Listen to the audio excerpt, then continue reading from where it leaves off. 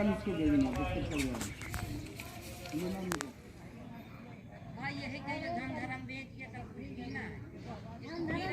Committee के block अध्यक्ष advocate गौरव मिश्रा जी, आज क्या कार्यक्रम है? यहाँ बहुत सारी गाड़ियाँ लगी हुई ब्लॉक कार्यालय के सामने और बहुत सारी हजारों की संख्या में भीड़ दिखाई पड़ रही है। क्या है कार्यक्रम? मैं आपको बताना चाहता हूँ कि हमारी राष्ट्रीय महासचिव और उत्तर प्रदेश की प्रभारी बहन प्रियंका जी आज बछरावा आ रहे हैं। उनके इस दौरे को लेकर के कार्यकर्ताओं में अपार उत्साह है। क्या बुजुर्ग, क्या नौजवान, क्या युवा, क्या महिलाएं, सभी बछरावा पहुंचना चाहते हैं किदवई पार्क में, वहां जहां हमारी लीडर प्रियंका जी आ रहे हैं। शिवगढ़ से कितना जनसैलाब जा रहा है बछरावा? इसका आकलन आप मीडिया के बंधु करेंगे। शिवगढ़ तीनों ब्लॉकों में नंबर 1 पे रहेगा, ऐसा मेरा मानना है। रिजल्ट आप देंगे। आज कितने समय आएंगी प्रियंका जी? लोग उत्साह से भरे हुए हैं। समय हो रहा है, हम लोग लगभग तैयार हो चुके हैं, निकलने ही वाले हैं। क्या व्यवस्था है ग्रामीणों को ले जाने की? ग्रामीणों को ले जाने के लिए क्या हम व्यवस्था करेंगे? हम तो कांग्रेस के लोग हैं। लोग अपने वाहनों से, अपने पास जो है मोटरसाइकिल, कार, स्वतः के वाहनों से पहुंच रहे हैं। हम लोग मैनेज नहीं करते हैं। अच्छा, क्या लग रहा है इस जनसभा के बाद कुछ माहौल बदलेगा? आज से चुनाव बदल जाएगा श्रीमान जी। आप इस चीज को विशेष रूप से मेरी नोट करके रखिएगा। अभी तक सुशील भाई आगे चल रहे थे, कांग्रेस आगे चल रही थी। आज से कांग्रेस का तूफान उठने जा रहा है और निश्चित रूप से आसन्न विधानसभा के चुनाव में वो जो नारा दिया है 1.5 लाख पार वाला, वो शायद अतिशयोक्ति नहीं होगा। धन्यवाद। हमारे साथ वरिष्ठ कांग्रेसी नेता रामशंकर शुक्ला जी हैं। आज प्रियंका जी का कार्यक्रम है बछरावा के किदवई पार्क में। क्या लगता है जनसभा के बाद कुछ माहौल बदलेगा? 100% जबरदस्त बदलाव आएगा। क्या लग रहा है कि जनसभा में कितनी भीड़ इकट्ठा होगी? 50,000। जैसे कि सभी पार्टियां दावा कर रही हैं, कांग्रेस अलग दावा कर रही है, आपकी पार्टी अलग दावा कर रही है, सपा अलग दावा कर रही है और अपना दल अलग दावा कर रही है, तो क्या माहौल लग रहा है? दावा अलग बात है। आज की डेट में कोई मैदान में है नहीं, कोई भी दल मैदान में नहीं है। जैसा कि देखा जा रहा है जो सुशील पासी जी हैं, इससे पहले इस बार कांग्रेस से चुनाव लड़ रहे हैं, इससे पहले निर्दलीय चुनाव लड़ चुके हैं, लेकिन इनके ऊपर लोग जो तरह तरह की टिप्पणियां करते रहे, तो क्या है? वो सारी टिप्पणियां सब निराधार हैं। जनता समझ चुकी है। जनता सुशील के पीछे बिल्कुल पागल घूम रही है। जैसे देखा गया सुशील जी भी बहुत मेहनत कर रहे हैं जी। और लोगों से मिल रहे हैं, डोर टू डोर मिल रहे हैं, उनके कार्यकर्ता भी मिल रहे हैं, प्रशंसक मिल रहे हैं। कैसे देखते हैं आपके? कैसे सुशील जी लोगों के दिलों में जगह बना रहे हैं।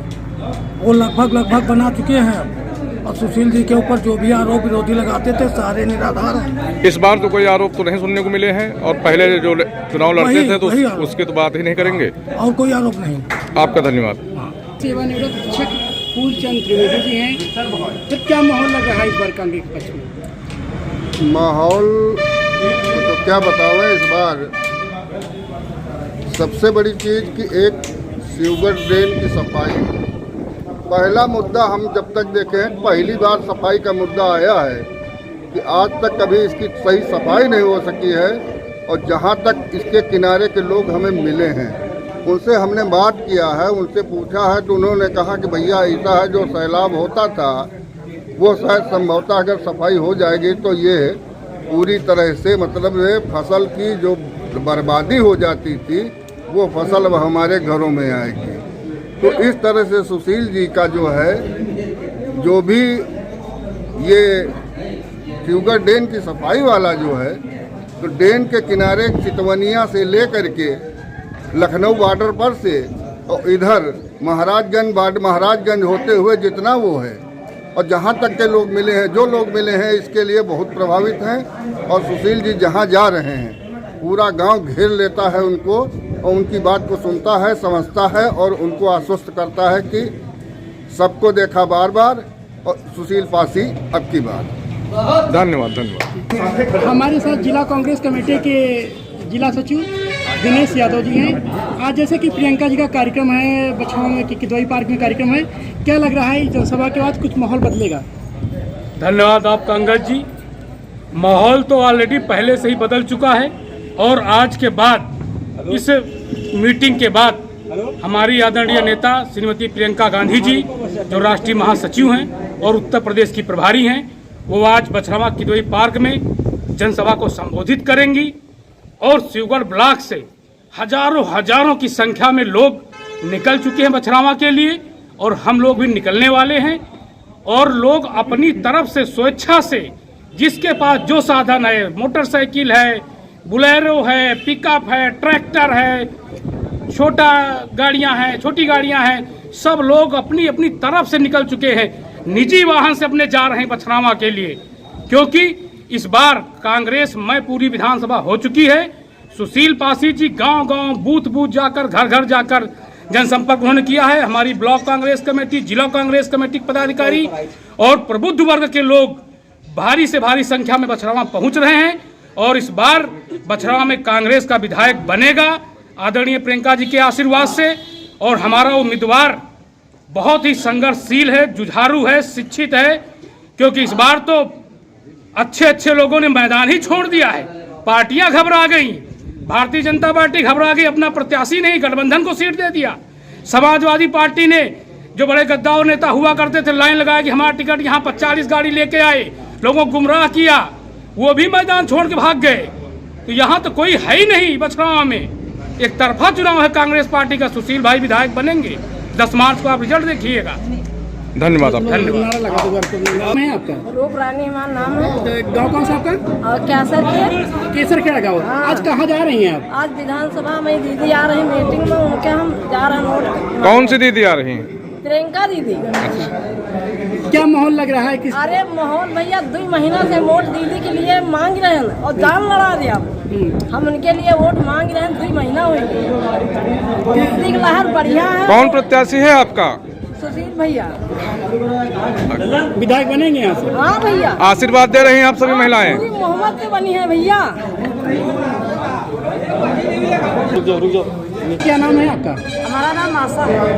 आशा। गाँव कौन सा है? गाँव चिपनिया है। अच्छा, कहाँ जा रही हैं आज? हम आज जा रहे हैं विधानसभा बछरावा। वहाँ हमारी कांग्रेस की पार्टी की प्रियंका दीदी आ रही हैं। तो आज काम धंधा छोड़ के जा रही हैं? हाँ, दीदी के लिए सब कुछ, काम धंधा कुछ नहीं मेरे लिए, दीदी है हमारे लिए। जैसा देखा जा रहा है, अभी पिछले जो है कि पिछली सरकार थी, सब जो है कि भाजपा सरकार थी, महिलाओं को उन्होंने गैस सिलेंडर दिए, तो क्या है लग रहा है? गैस सिलेंडर उन्होंने दिए, मुफ्त दिए, लेकिन उसकी भराई कितनी करती कि गरीब आदमी 1000 रुपये इकट्ठा करे तो भराने जाए। ना सब्सिडी है, ना कुछ है। 900 रुपये का गैस हो गया, क्या मतलब है उस गैस से? अब क्या करे वो महिला है, उनको क्या करे? सिलेंडर को 1000 रुपए कर दिया है सिलेंडर, भूखों मरने वाला काम हो गया है ये मोदी सरकार में। अब क्या करना है?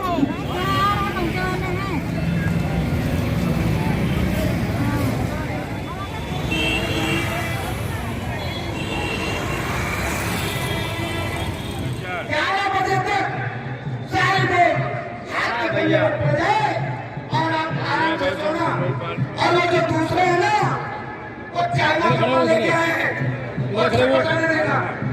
और वो दूसरा वाला कौन है? लाल टोपी वाला,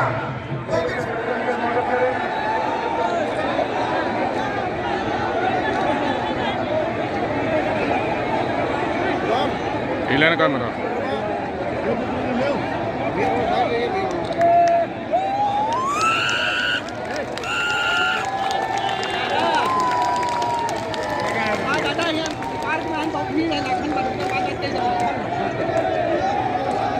बेटा गांधी कांग्रेस पार्टी, बेटा गांधी कांग्रेस पार्टी जिंदाबाद जिंदाबाद। सामने में कहना चाहता हूं, उत्तर प्रदेश की जनता तय करेगी ये राजनीति किस दिशा में जाएगी। मैं आपसे कहना चाहता हूं, एक तरफ 20 करोड़ की जनता है, एक तरफ 1200 नेता है जो पूरे उत्तर प्रदेश में बारी से पार्टी में जाते हैं और बड़े नेता, बड़ी पार्टियां उन 1200 नेताओं के चंगुल में फंसे रहते हैं। सरकार बनती है, सरकार के खजाने का पैसा लूटा जाता है, नेता माला माल हो जाता है, पार्टी माला माल हो जाती है, लेकिन उत्तर प्रदेश की जनता को न्याय नहीं मिलता है। ऐसे में हम एक नई राजनीति करेंगे। उस राजनीति में उन्होंने कहा उत्तर प्रदेश में सबसे पहला सकती हूँ, लड़ सकती हूँ 50-30 महिलाओं के लिए। कोई सोच के नहीं सकता कि तमाम महिलाओं को वोट उनके लिए रहता है, तमाम फ्री योजनाएं दी जाती है, लेकिन राजनीति में उनको हिस्सा मिले, समाज में उनको हिस्सा मिले, नौकरी में उनको हिस्सा मिले। आभार व्यक्त करता हूँ मंच पर आकर उन्होंने आप सबको भी आशीर्वाद देंगी, आप लोगों को अपने बच्चों से उद्बोधन करेंगी। आदरणीय माननीय सोनिया जी के प्रतिनिधि आदरणीय किशोर लाल शर्मा जी, हमारे मंचासीन भाई सुशील पासी जी, जिनके लिए आप लोगों ने, आप सब ने यहाँ दूर बैठकर समय दिया है, मैं उनका भी मंच पर हार्दिक स्वागत करता हूँ। जिनके लिए आप 5 घंटे से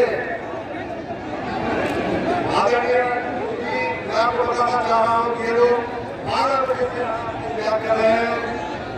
मैं आप सबको पहले से धन्यवाद देता हूँ कि आपने हमारे नेता, मैं भूल प्रशंसा करता हूँ, और भाई सुशील पासी जी को जिताने के लिए जो आपने प्रतिबद्धता दी है, उसके लिए आदरणीय प्रियंका गांधी जी भी अति प्रसन्न है।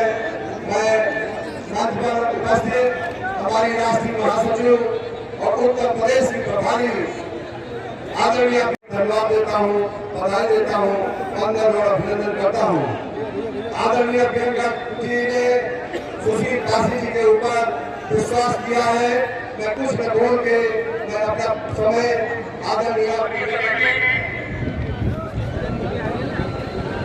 सम्मानित श्री रामशंकर शुक्ल जी, श्री शिव कुमार शुक्ल जी, श्रीमती टीना मिश्रा जी, श्री कृपा आपसे वोट लेने के लिए आपके सामने आते हैं, वो एक तरह की राजनीति चला रहे। वो राजनीति क्या है? वो ये है कि उनको मालूम है कि 5 सालों में आपके सामने आएंगे।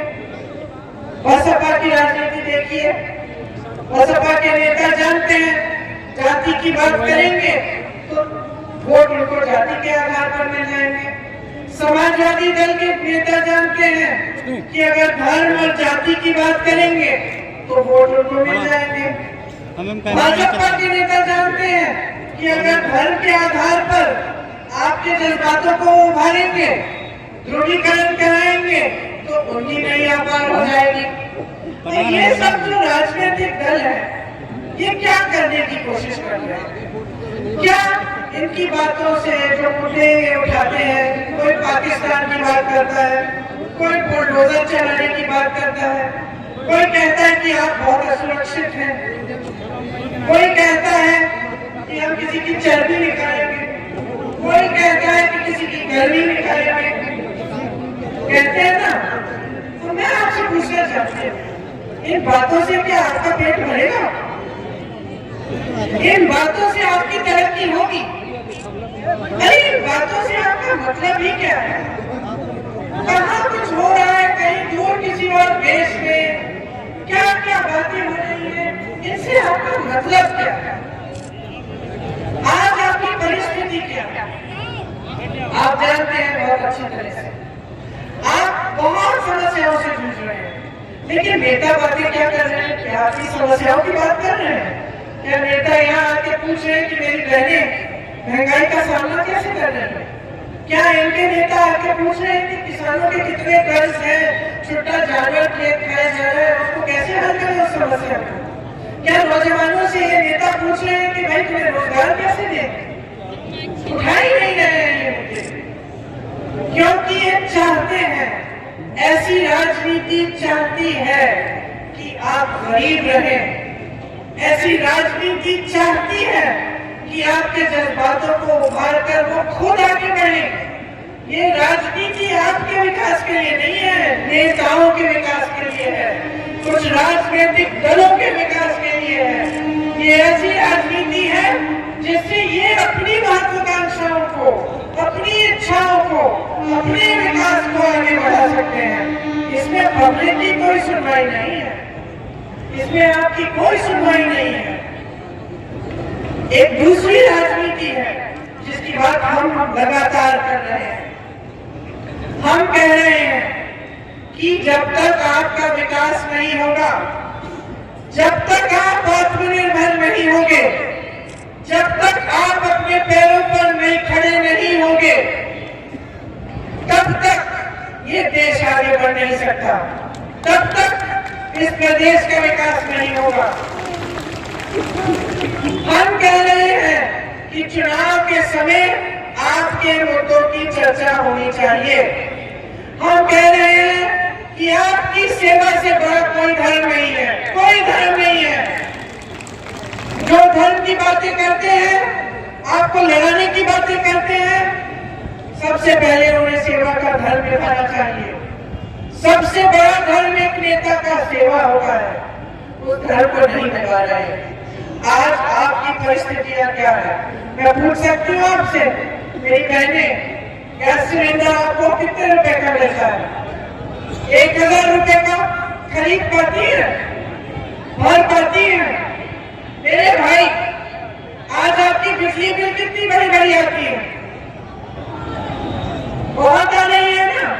आप भर पा रहे हैं? आपको खाद मिल रही है समय पे? नहीं मिल रही। यहाँ जितने नौजवान हैं, पिछले 5 सालों में सरकार ने कितने रोजगार दिए आपको? दिए हैं? नहीं दिए। क्या महिलाएं बैठी हैं, आपको कितने रोजगार दिए? आपके सशक्तिकरण की किसने बात की? नहीं की ना? तो मुझे बताइए, परिस्थितियां ये है कि महंगाई हद से ज्यादा बढ़ गई है। पेट्रोल डीजल का दाम इतना बढ़ चुका है, आप सामना कर ही नहीं पा रहे हो इस महंगाई का। जितनी दिहाड़ी है, 200 रुपए दिहाड़ी है, 240 रुपए की एक सरसों की तेल की बोतल है, आप खरीद नहीं सकते। एक दिहाड़ी से एक सरसों की तेल की बोतल मिलती है आपको। मेरे किसान भाई हैं, मैं ललितपुर में किसान खाद की लाइन में खड़े हुए मर रहे हैं, जान जा रही है उनको, लाइन छोड़ने से डर रहे हैं कि लाइन छोड़ के खाद नहीं मिलेगी। आपको अपने उपज का दाम नहीं मिल रहा, फसल का दाम नहीं मिलता, धान का दाम नहीं मिलता, गेहूं का दाम नहीं मिलता, गन्ने के किसानों को गन्ने का दाम नहीं मिलता, आपको कर्ज माफ नहीं हो रहे। तो इन परिस्थितियों को बदलने के लिए आप क्या कर रहे हैं? मैं आपसे पूछना चाहती हूँ, क्या कर रहे हैं आप भी बार बार धर्म के नाम पर, जाति के नाम पर आंख मूंद कर वोट ले रहे हैं। आप इस राजनीति को उभार रहे हैं, इसकी सहायता, इसका समर्थन कर रहे हैं। तो कब बदलाव लाएंगे? और बदलाव कौन लाएगा? बदलाव आप लाएंगे। बदलाव आप ऐसे लाएंगे जब आप एकदम समझदारी से, अपने पूरे विवेक से अपना वोट डालेंगे। आज अगर आपके यहाँ छोटा जानवर की समस्या है, बहुत बड़ी समस्या है, लीजिए हमारे छत्तीसगढ़ के मुख्यमंत्री जी आ गए और एकदम सही समय पे आए हैं, क्योंकि छत्तीसगढ़ में इनसे पूछिए, जब सरकार की नीयत सही होती है तो क्या नहीं हो सकता। छत्तीसगढ़ में जब इनकी सरकार आई, कांग्रेस की सरकार आई, इन्होंने शपथ ली, 3 घंटे के अंदर अंदर सारे किसानों के कर्ज माफ होने शुरू हुए। आवारा पशु की समस्या है, छत्तीसगढ़ में इन्होंने उस समस्या को सुलझाया। कैसे? इन्होंने कहा कि जो इन छोटे जानवरों की देखभाल करेगा, उससे सरकार 2 रुपए किलो में गोबर खरीदेगी। उस गोबर को लेकर उससे गोबर गैस बनाया जाएगा, वर्मी कंपोस्टिंग कराई जाएगी, सरकार के काम आएगी, जनता के काम आएगी। छोटा जानवर का देखभाल होगा, जो देखभाल कर रहा है वो कमाई भी कर लेगा। इनके यहाँ छोटे जानवर की जो समस्या है वो तकरीबन सुलझ गई है। आपकी यहाँ जो भाजपा की सरकार है 5 सालों से देख रही है कि आप रात को चौकीदारी कर रहे हो अपने खेतों की, लेकिन छुट्टे जानवर की समस्या को दूर करने के लिए उन्होंने इतना काम नहीं किया है, एक योजना नहीं बनाई है। इनके गौशालाओं में गाय धूप में खड़ी रहती है, ऊपर छत नहीं है, पीने का पानी नहीं है, चारा नहीं है। मैंने वीडियो देखे हैं, आपने भी देखे होंगे किस तरह से जब गाय के घाव हो जाते हैं तो जंगली कुत्ते उसको काट रहे हैं, ढेर के ढेर जिंदा गाय गाड़ रहे हैं। सारे वीडियो सबने देखे हैं। मैं पूछना चाहती हूँ, कौन सा धर्म निभा रहे हैं? कौन सा धर्म निभा रहे हैं? धर्म निभा रही है कांग्रेस की सरकार छत्तीसगढ़ में, जिसने छुट्टे जानवर के देखभाल की योजना बनाई है जो सफल हुई है, जिसने किसानों का कर्ज माफ किया है, जो रोजगार देती है। आज सरकार में 12 लाख पद खाली है, एक रोजगार नहीं दिया। 12 लाख पद खाली है। 5 सालों में इनको उत्तर प्रदेश में 12 लाख बेरोजगार लड़कियां नहीं मिली। मुझे तो हरकतें में नहीं है।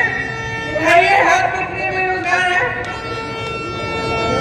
हजारों तो यहाँ बैठे हुए हैं, तो पद क्यों नहीं भरे हैं? ये पद खाली क्यों रखे हैं? इस सरकार ने ऐसी योजनाएं क्यों बनाई है जिससे आप आत्मनिर्भर नहीं हो? ऐसी योजनाएं बनाई है, मैं बताती हूँ। आपको एक बुरा राशन मिलता है कि नहीं? नहीं मिलता, चलो। लेकिन कहीं कहीं ये एक बुरा राशन दे देते हैं, कहीं कहीं ये कहते हैं कि खाता खोलो, थोड़े बहुत हम 1000-2000 रुपए भेज देंगे हर 2-3 महीने। कहीं कहते थे कि लो एक गैस सिलेंडर ले लो मुफ्त। यही है इनकी योजनाएं। अब इन योजनाओं को समझो। आपको एक मुफ्त गैस सिलेंडर दिया, उसके बाद आप भर नहीं पाए, उसके बाद आप नया खरीद भी नहीं पाए, ठीक है। दूसरी योजना को समझिए, एक बोरा राशन दे दिया। मैं नहीं कह रही हूँ कि ये गलत है, अच्छा है राशन देना, लेकिन आप अपने पैरों पे क्या उस राशन के आधार पर खड़े होंगे? आपको उस बोरे राशन पर निर्भर क्यों बना रहे हैं? क्यों चाहते हैं कि आपके बच्चे, आप उस एक बोरे राशन के लिए इंतजार करें? क्यों चाहते हैं? सोचिए।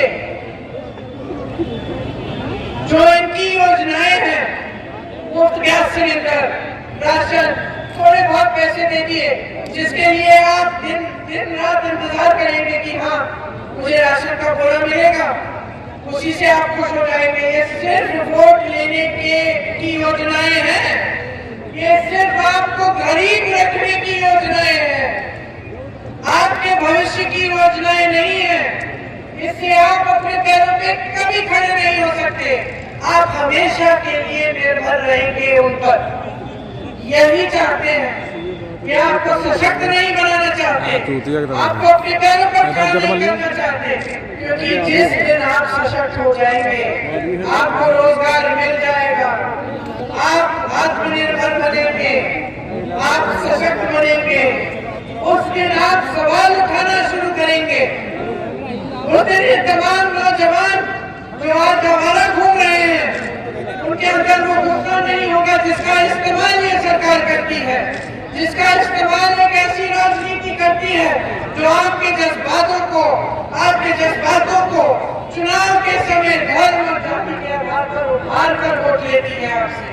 आप जब सक्षम हो जाएंगे तो कोई आपकी सुरक्षा की बात इसलिए नहीं करेगा क्योंकि आप अपनी सुरक्षा खुद करेंगे। जब आप रोजगार पाएंगे, जब आप कमाएंगे, तो आप अपना सम्मान खुद करेंगे, इनकी जरूरत नहीं पड़ेगी। आज ये सुरक्षा, सम्मान, धर्म की बात क्यों करते हैं? क्योंकि विकास की बात करने की हिम्मत नहीं है।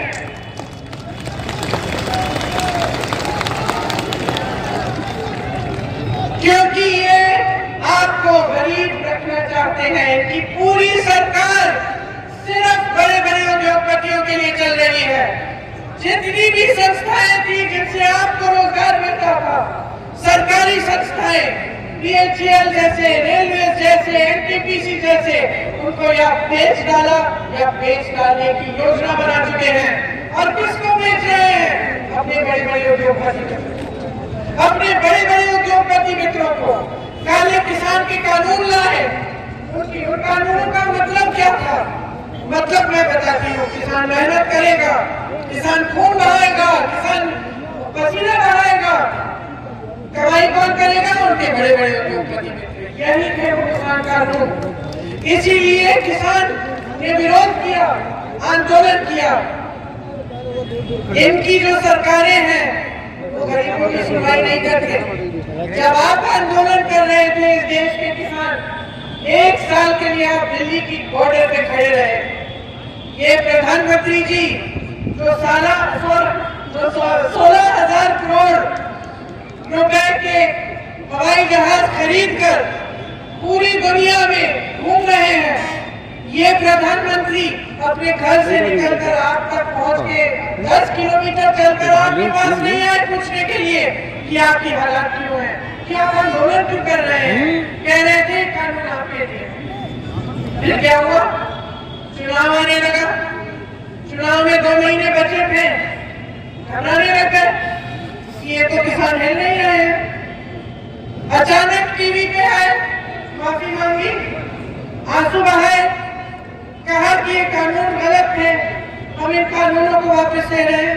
कि 5 सालों से नहीं सुझा क्या आपको कि गलत कानून थे? क्या 700 किसानों को शहीद होने की जरूरत थी आपको इस बात को समझने के लिए? क्या आपके मंत्री के बेटे ने जब 6 किसानों को कुचल डाला तो आपको समझ में नहीं आया कि कुछ गड़बड़ है? उस मंत्री के साथ आप आज भी मंच पे खड़े हैं, उससे अभी तक आपने इस्तीफा नहीं लिया, उसके बेटे को आपने जमानत भी दिलवा दी, उसको रिहा भी करवा दिया।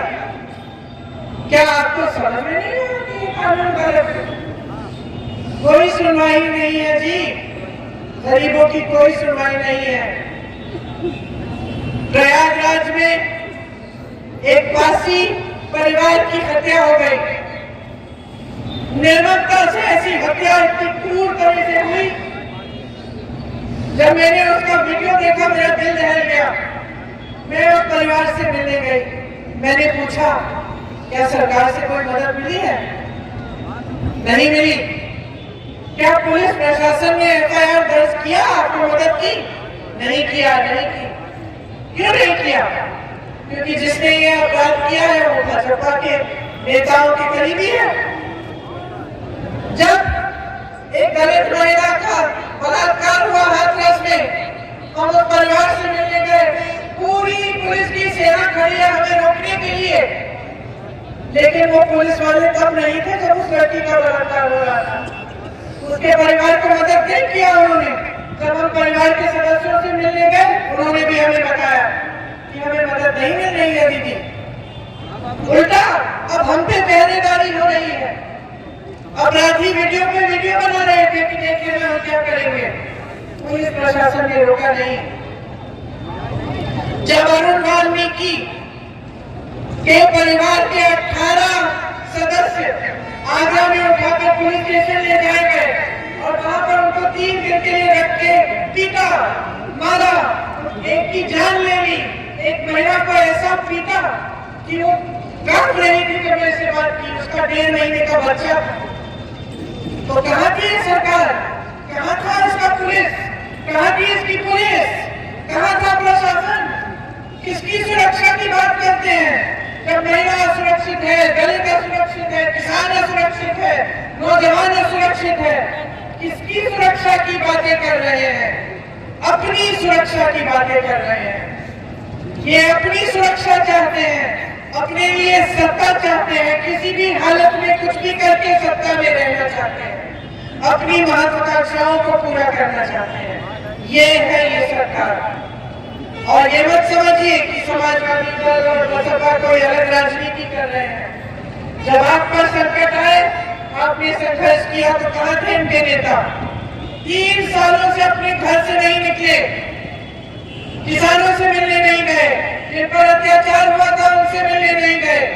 नौजवान जब आंदोलन कर रहा था परीक्षाओं के लिए, तब उनसे मिलने नहीं गए, निकले ही नहीं। कोरोना हुआ, घर में दुबके रहे। कांग्रेस पार्टी के एक कार्यकर्ता सड़क पे उतरा, कोरोना में लंगर किया करवाया, ऑक्सीजन को उपलब्ध कराया, जहां से भी मिल सकता था लेके आया। कांग्रेस का कार्यकर्ता, कांग्रेस का नेता आपसे पिछले 3 सालों के लिए आपके साथ कंधे से कंधे मिलाकर आपकी आवाज उठा रहा है, कह रहा है कि प्रदेश की राजनीति बदलो, जनता की आवाज सुनो। जनता बहुत ऊब चुकी है, बहुत परेशानियां हैं, सामना नहीं कर पा रही है, जनता की मदद करो। लेकिन ये राजनीतिक दल, इनके नेता कोई नहीं सुन रहा है।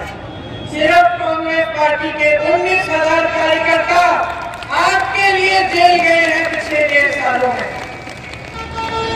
कांग्रेस पार्टी क्या कह रही है? कह रही है कि जिस तरह से छत्तीसगढ़ में आपके कर्ज माफ किए गए किसानों के, उस तरह से उत्तर प्रदेश में हमारी सरकार आएगी, आपके सारे कर्ज माफ किए जाएंगे। कांग्रेस कह रही है कि आपके जो बिजली के बिल आ रहे हैं उनको आधा करेगी। कांग्रेस पार्टी कह रही है कि जिन जरूरतमंद परिवारों को, जिन छोटे बिजनेस वालों को कोरोना के समय बिजली के बिल भरने पड़े, उनका बकाया हम साफ कराएंगे। कांग्रेस पार्टी अपनी बहनों के लिए कह रही है कि आपको सशक्त करने का काम करेगी। 40% महिलाओं को टिकट दिया है। ऐसी महिलाएं लड़ रही हैं जिन पर बहुत भयंकर अत्याचार हुए हैं, वो जीते हारे कोई बात नहीं, खड़ी होकर लड़ रही है, क्योंकि हमने उनसे कहा है कि जो अत्याचार आपने को जिस अपराधी ने किया, उस अपराधी को सत्ता बचा रही है, तुम सत्ता को अपने हाथों में लो, अपनी लड़ाई लड़ो, हम तुम्हारे साथ खड़े हैं। हम अपनी बहनों के लिए कह रहे हैं कि जब आपकी सेहत खराब होती है और आप ब्लॉक के अस्पताल में जाते हैं, आपको पुरुष डॉक्टर मिलता है, कई बार आप अपनी बात बता भी नहीं सकते। हम चाह रहे हैं कि हर अस्पताल में आपके लिए अलग से, हर ब्लॉक के अस्पताल में एक महिला डॉक्टर, एक महिला नर्स होनी चाहिए। हम कह रहे हैं, हम कराएंगे। हम कह रहे हैं महिलाओं की शिक्षा के लिए हर जिले में हम केंद्रीय विद्यालय जैसे सिर्फ महिलाओं के लिए पाठशालाएं लगवाएंगे, जिसमें आपको सिर्फ शिक्षा नहीं लेकिन रोजगार लेने का हुनर दिलवाएंगे। हम ये कह रहे हैं कि आपको ये गैस सिलेंडर देते हैं, हम 3 दे देंगे, ठीक है लीजिए, लेकिन आपको सशक्त करके रहेंगे। हम कह रहे हैं कि पुलिस में 25% भर्तियां महिलाओं की होंगी, क्योंकि जब आप पर अत्याचार हो तो आपको पुलिस कर्मी महिला मिले। हम कह रहे हैं कि हर तरह का अत्याचार महिला पे होता है, सब जगह अन्याय है। ये मेरी पुलिस की पुलिस कर्मी बहन खड़ी हुई है, इनकी जो पोस्टिंग होती है, अपनी आपका जिला कहीं है, आप जहाँ पे रहते हो कहीं है और आपकी पोस्टिंग कहीं और हो रही है। कल मैं पुलिसकर्मी महिला से मिली, उसका घर अलीगढ़ में है और उसकी पोस्टिंग रायबरेली में है, तो कैसे काम करेगी बेचारी? आपके लिए भी हम कह रहे हैं, आपके साथ अन्याय हो रहा है, हम आपकी पोस्टिंग आपके घर के जिले में कराएंगे। हम कह रहे हैं कि जितने भी सरकारी रोजगार हैं उनमें से 40% महिलाओं को दिलवाएंगे, पहले के आरक्षण के तहत। नौजवानों के लिए हमने पूरा विधान निकाला है, उसका नाम है भर्ती विधान। उसमें क्या लिखा है सुन लीजिए कि अगर एक नौजवान खास तौर से पिछड़े वर्ग, अति पिछड़े वर्ग और दलित वर्ग का हो और अपना छोटा कारोबार शुरू करना चाहता है, छोटा सा बिजनेस बनाना चाहता है, तो हमारी सरकार 5 लाख रुपए आपको देगी 1% ब्याज से, ताकि आप अपने पैरों पर खड़े हो जाएं, ताकि आपका आत्मसम्मान हो, आपके परिवार को आप पर गर्व हो कि आप कमा रहे हैं। हम कह रहे हैं कि 12 लाख सरकारी पद खाली हैं, उनको सबसे पहले हम भरेंगे। पूरा खाका तैयार किया है कि कौन से पद कहाँ है, किस तरह से उनको हम भरेंगे। हम कह रहे हैं कि 8 लाख रोजगार हम अलग से पैदा करेंगे, जहाँ जो हुनर है वहाँ पे पूरी सुविधा मिलेगी उस हुनर के लिए। मुरादाबाद में पीतल का हुनर है, मिसाल के तौर पर हम कह रहे हैं कि मुरादाबाद में जो पीतल का काम करना चाहता है, जो नौजवान एक छोटा सा पीतल का बिजनेस शुरू करना चाहता है या कोई कर रहा है, उसके लिए हम पूरी सुविधाएं उपलब्ध करेंगे। हम कह रहे हैं कि जो जो भर्ती के इम्तिहान है, जो परीक्षाएं हैं, जिसको देकर आप थक गए हैं, आपके करियर बर्बाद हो गए हैं, आप सालों इंतजार करते हैं नियुक्तियां नहीं होती क्योंकि इस सरकार ने उसमें भी घोटाला किया। तो कह रहे हैं कि उसको हम पारदर्शी बनाएंगे, एक जॉब का कैलेंडर बनाएंगे, जिस दिन परीक्षा होगी, जिस दिन रिजल्ट आएगा, जिस दिन नियुक्ति होगी, वो सारा उस कैलेंडर पर होगा और हम एक ऐसा कानून लाएंगे कि कोई अधिकारी उससे इधर उधर होने की कोशिश करे तो उस पर सख्त कार्रवाई हो। तो ये सारी योजनाएं हमने बनाई है और हम चाहते हैं कि हम इनको आपके लिए उपलब्ध करें। क्यों? क्योंकि हमारी सोच ये है कि एक सरकार को जनता के लिए काम करना चाहिए, यही हमारा सबसे बड़ा धर्म है। तो मैं यहाँ खड़ा होकर आपसे आग्रह करना चाहती हूँ कि अब जो चुनाव आया है, इसमें अपना वोट जो है व्यक्त कर दीजिए। बहुत हो गया है, बहुत देखिए आपने, ये धर्म और जाति की राजनीति आपका पेट नहीं भर रही है, आपको कमाने नहीं दे रही है, आपको दबाने की राजनीति है, आपको खरीद करने की राजनीति है। इसमें से निकलिए, एक ऐसी राजनीति लाइए अपने प्रदेश में, अपने देश में, जो सिर्फ और सिर्फ आपके लिए काम करे, आपके लिए समर्पित हो, आपको आगे बढ़ाने का काम करे, आपके विकास की बात करे, आपके मुद्दों की बात करे। अगर आप सुशील पासी जी को, हमारे प्रत्याशी को जिताएंगे इस चुनाव में, तो आप एक ऐसी राजनीति का संदेश यहाँ से पूरे प्रदेश और पूरे देश में देंगे। हमारी सरकार आई तो हम ये सारी चीजें, ये सारी योजनाएं आपके लिए, आपके विकास के लिए लागू करेंगे।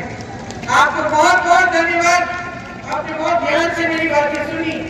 इन बातों को मन में जरूर रखना, जब आप वोट डालने जाएंगे तो याद रखना कि मैंने क्या कहा है। जो आपके साथ बीता है पिछले 5 सालों में, उसे याद रखना, भूलना मत। उसी के आधार पर आप वोट देना, क्योंकि किसी ने आपके साथ न्याय नहीं किया।